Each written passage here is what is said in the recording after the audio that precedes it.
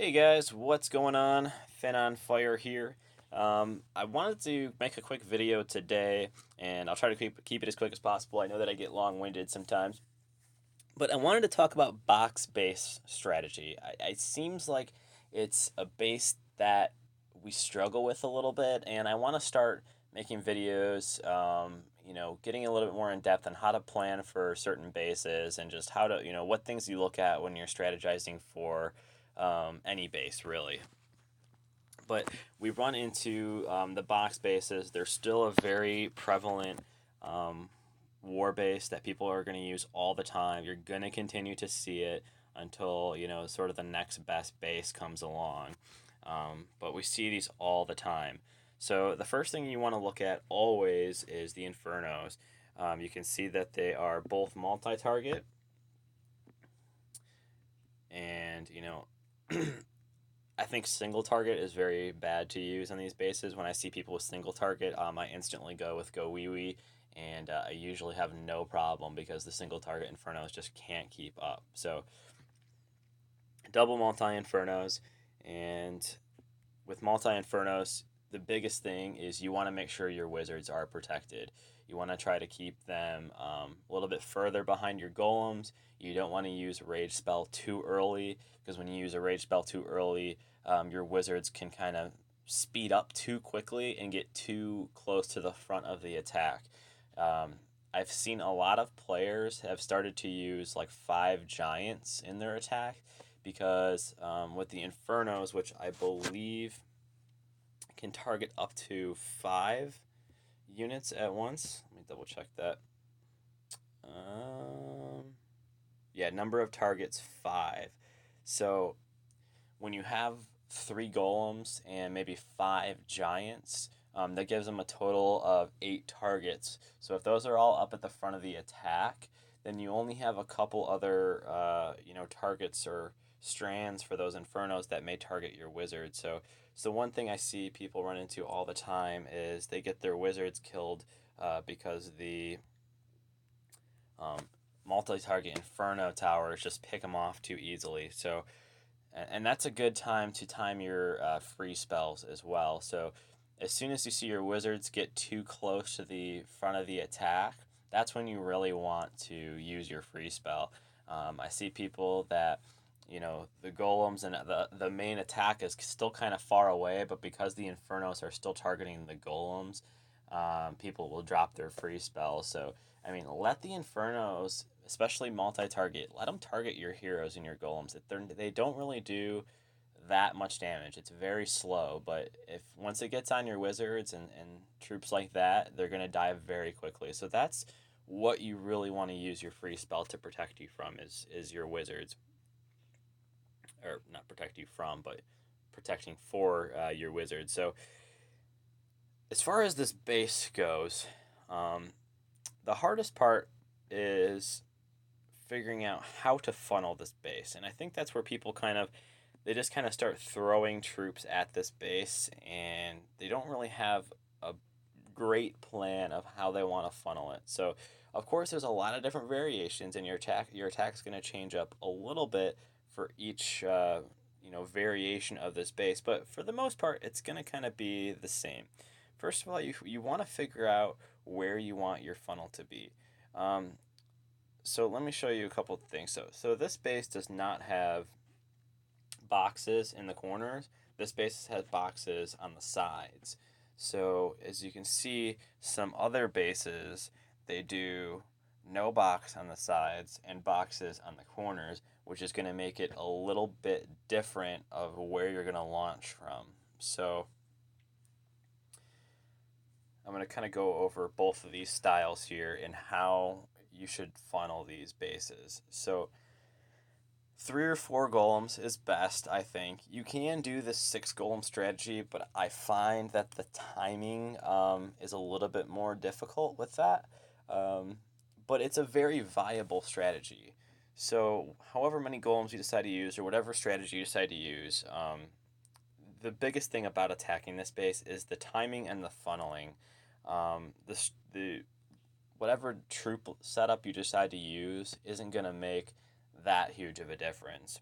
like I said, or may have said before, I think witches really help on this base because you have this ring of outside storages and stuff like that that really prevent your golems from going to the center. It makes them go around the outside and follow the defensive buildings. But what the witches do is they help the skellies help take down all the hit points that are tied up in those storages.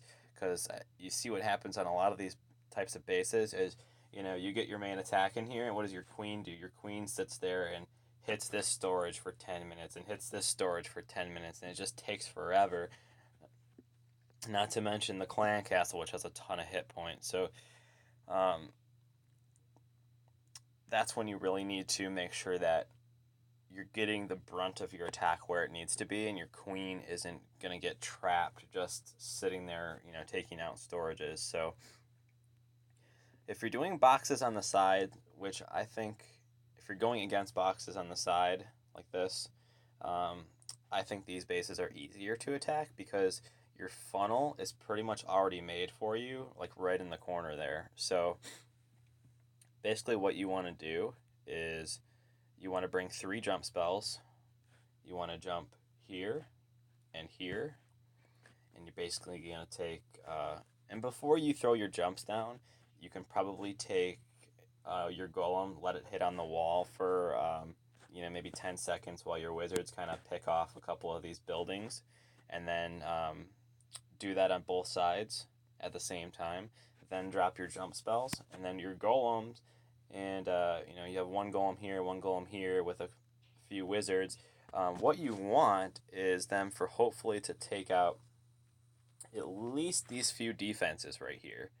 So if you have these few defenses gone, what that's going to do is that's going to create a gap, a target gap, or a funnel.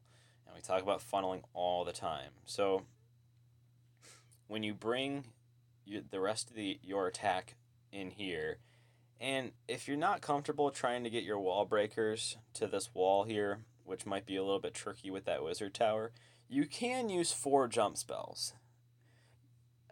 You don't have to be so obsessed with, oh, the only way I'm going to beat this base is I have to, rage my troops, rage my troops, rage my troops.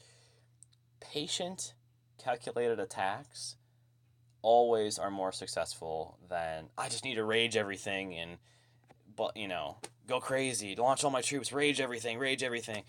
So that's the biggest thing, is making sure your troops get to where you need them to go. If you have to bring 4 jump spells here, then you have to, if that's what you feel more comfortable with, then do it. It's not going to be a big deal. It's whatever you feel more comfortable with. But basically, you're going to have a jump spell here, and once these defensive buildings are taken out by your first 2 golems, there's going to be gaps there. So your main attack, your golem isn't going to go left to right after those are down. It's going to go straight into the middle. Let me redraw this. So again, jump spell here, golem and 4 to 5 wizards, golem and 4 to 5 wizards, and then that's going to take out these defenses down here, and then your golem and your other troops are going to be able to funnel basically right to the middle, because there's going to be space to the left and right of the funnel, so they're going to focus on the middle. And keep in mind, I'm sure there's Teslas here, so those will pop up and help your golems to target in the middle as well. And yeah, that's pretty much. I mean, it makes this base pretty easy to beat, honestly. It's just about the timing. Get your first 2 golems down, get your wizards down, put your jump spells in there, and get your flanks taken care of first. You want to do that first. You don't want to launch your main attack until they have penetrated, inside the base there. So that's the thing. You got to treat it as a 2-stage attack, not as a normal go wipe where you're launching all of your golems and stuff at one time. So let's go to the other style. This one's going to be a little bit different. but also a little bit easier, and you may have a little bit more flexibility with spells. So you can kind of attack this base, um, really whatever way you want to, as far as whether you want to use, a jump spell here and a jump spell here, and you want to try to take out, these defenses and just leave, sort of a center core for your main attack, because you can very easily pop in here with wall breakers. And then another jump spell here. But very minimum on these bases, you're pretty much always going to want to have 3 jump spells, just because it makes the timing of the attack so much easier. You don't want to rely on wall breakers to fuck up your attack. It has happened to me too many times recently.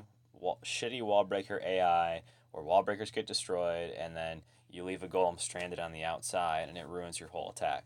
The jump spells just make the timing and the flow easier for the attack. So that's one way you could do that. You could, have one golem here and one golem here to start. Use wizards and kind of blast away the outside buildings there, and then use a couple of wall breakers to break in here, because you shouldn't have too much trouble there. I would still bring some backup wall breakers, maybe 6 to 8 instead of just 4 if you have max, in case a couple of them get destroyed. And then what you could do is, so once you have your flank attacks going on here, you can put a jump spell like right here, wall breaker in here, and then basically launch your entire attack from the corner. I think it's easier to launch your attack from a corner. You're going to have, most of these defensive structures down already, so your whole attack should just go straight into the middle. So, but again, 2-stage attack. Here's stage 1, with each golem on the outside, creating a gap, and then full attack from the bottom.